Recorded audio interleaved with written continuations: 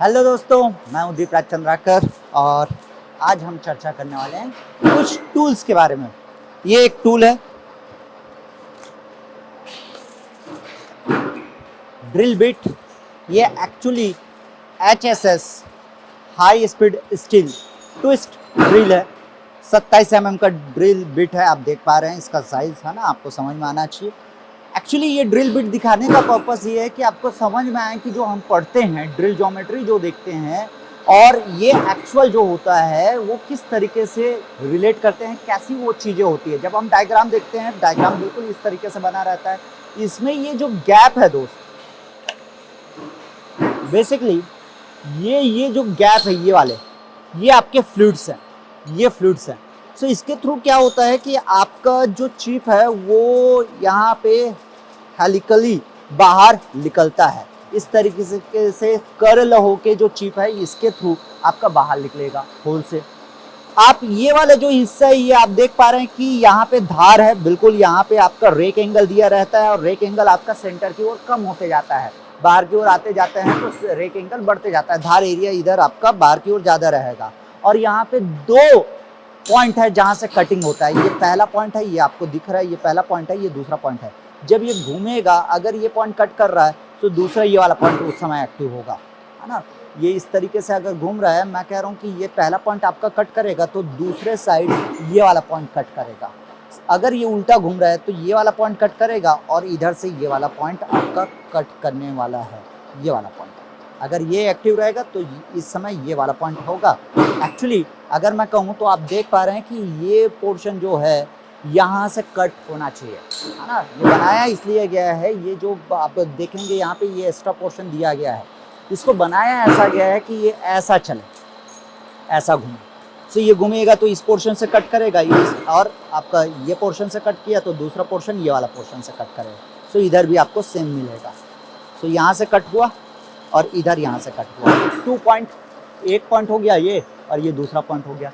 तो 2 पॉइंट आपका ये कटिंग टूल है, तो इसे हम मल्टी पॉइंट कटिंग टूल में इंक्लूड करते हैं।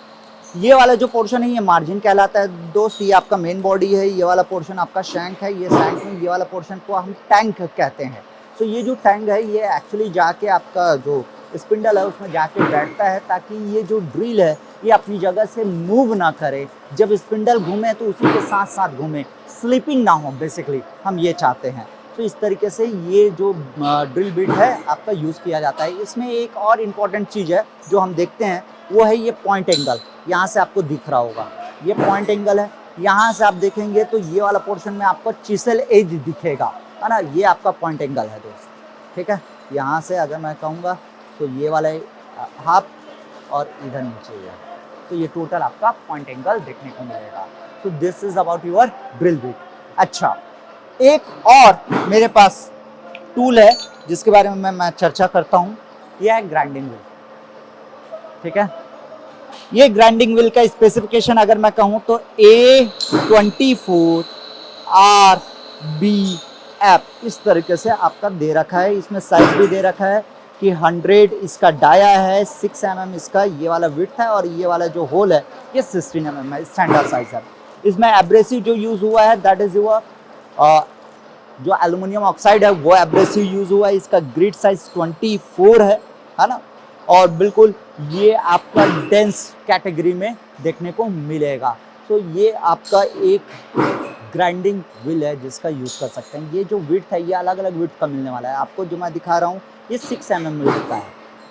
यहाँ अवेलेबल है 3 mm विड्थ का भी है, 10 mm का भी है, 20 mm विड्थ का भी अवेलेबल है। तो वो विड्थ होता है तो एज़ पर रिक्वायरमेंट कि हमें कितना सरफेस को ग्राइंड करना है, कितना मटेरियल निकालना है, तो उस तरीके से हम ग्राइंडिंग व्हील का इस्तेमाल करते हैं। और साथ के साथ कौन से मटेरियल के लिए आपको ग्राइंडिंग प्रोसेस करना है वो भी इम्पॉर्टेंट रोल प्ले करता है। तो यहाँ पे वो सारे प्रोसेस के लिए अलग अलग ग्राइंडिंग व्हील रखा गया है। जस्ट आपको दिखाने के लिए है कि ये ग्राइंडिंग व्हील है ना। ये ग्राइंडिंग व्हील जो कि आपको दिख रहा है, स्पेसिफिकेशन यहाँ पे मेंशन है, बिल्कुल इसका स्पीड भी यहाँ पे मेंशन है, किस तरीके का बॉन्ड है ये भी आपका मेंशन है। यहाँ पे सब कुछ यहाँ पे दे रखा है।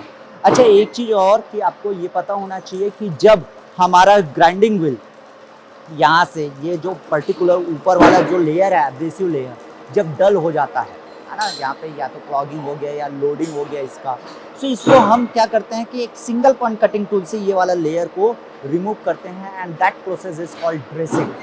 बाकी टूल में जैसे कि अगर मैं कहूँ कि इस टूल में कुछ होता है उस तरीके से ऊपर नीचे हमको दिखता है, उसको रिपेयर करना है तो हम इस पर ग्राइंडिंग करते हैं, मतलब वो रीग्राइंडिंग प्रोसेस कहलाता है। लेकिन जब ग्राइंडिंग व्हील को हमको रिन्यू करना रहता है, मतलब वो जो पर्टिकुलर पोर्शन है जहाँ से मटेरियल कटिंग नहीं हो पा रहा है तो उस पोर्शन को फिर से जीवित करना है ना, उस पोर्शन पे हमें फिर से एब्रेसिव चाहिए। तो हम क्या करते हैं कि उस पोर्शन को ऊपर जो डल वाला एब्रेसिव है उस लेयर को निकालते हैं, but that layer will be removed by the single point cutting tool. एक सिंगल पॉइंट कटिंग टूल के थ्रू हम निकालते हैं and that process is called dressing process. ठीक है, तो ये टूल के बारे में जानकारी था दोस्तों। ऐसे और भी वीडियोस बिल्कुल मैं लेकर आते रहूँगा। होपफुली आपको अच्छा लग रहा होगा तो बिल्कुल आप लाइक ठोकिए, शेयर कीजिए और कमेंट कीजिए। थैंक यू सो मच, अभी के लिए इतना ही।